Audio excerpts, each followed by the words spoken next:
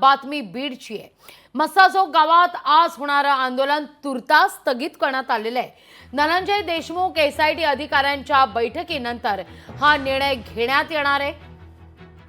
धनंजय देशमुख आज एसआयटीचे अध्यक्ष बसवराज तेली यांची भेट घेणार आहेत।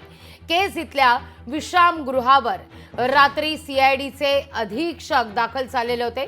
सचिन पाटील आणि धनंजय देशमुख यांच्यासह शिष्टमंडळानं ही भेट घेतली आहे। या भेटीनंतर आज मस्साजोग गावात आंदोलन जे केलं जाणार होतं ते स्थगित करण्यात आलेलं आहे।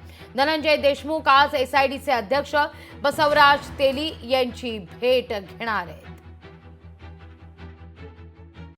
सगळ्यांना विचारात घेऊन ते आंदोलन गावकऱ्यांचं त्यांना मी सांगितलं की उद्याच्या दिवसापुरतं तुम्ही एक दिवस पोस्टपोन करा।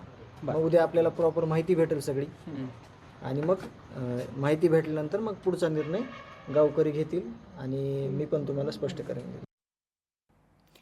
या सगळ्याविषयी अधिक माहिती घेण्याकरता थेट जाते आपले प्रतिनिधी सचिन बडे यांच्याकडे। सचिन, काय अधिक माहिती या सगळ्या संदर्भात? आज असं म्हटलं जात आहे धनंजय देशमुख आणि एसआयटीच्या अधिकाऱ्यांमध्ये भेट होईल, चर्चा होईल आणि त्यानंतरच या आंदोलनासंदर्भात रणनीती ही निश्चित केली जाणार आहे। साधारणतः किती वाजता ही भेट होणार आहे, या सगळ्याविषयी काही अपडेट पोहोचतायत का? काय घडतंय मस्साजोगमध्ये? लागवीजी संतोष देशमुख यांचे जे बंधू आहेत त्यांनी काल शोले स्टाईल आंदोलन केलं।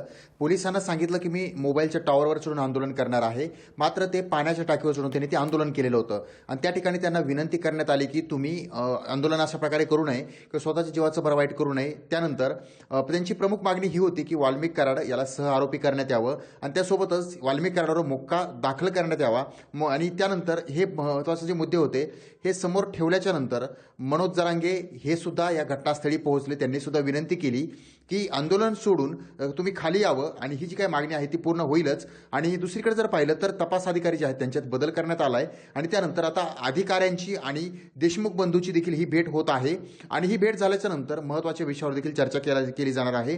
कारण त्यांचा असा आरोप आहे जाणीवपूर्वक आरोपीला पाठीशी घातलं जातं, त्यांच्यावर गुन्हा दाखल होत नाही आणि बरेचसे अशा आरोपी आहेत की त्यांच्यावर म्हणजे खंडणीचे गुन्हे दाखल आहेत मात्र मुख्य गुन्हा का दाखल नाही असा देखील या ठिकाणी प्रश्न उपस्थित केला जातोय।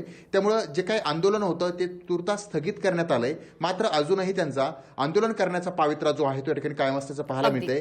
जर यांचे प्रश्न सोडवले गेले नाही, मागणी पूर्ण झाली नाही किंवा हे संतुष्ट झाले नाही तर पुन्हा एकदा आंदोलन केलं जाऊ शकतं। मग हे पाण्याच्या टाकीवर मुद्दा लक्षात येतोय सचिन। धन्यवाद तुर्तास तुम्ही दिलेल्या एकूणच या सविस्तर माहिती करता। लोकशाही मराठी ऐका, पहा, जागरूक रहा।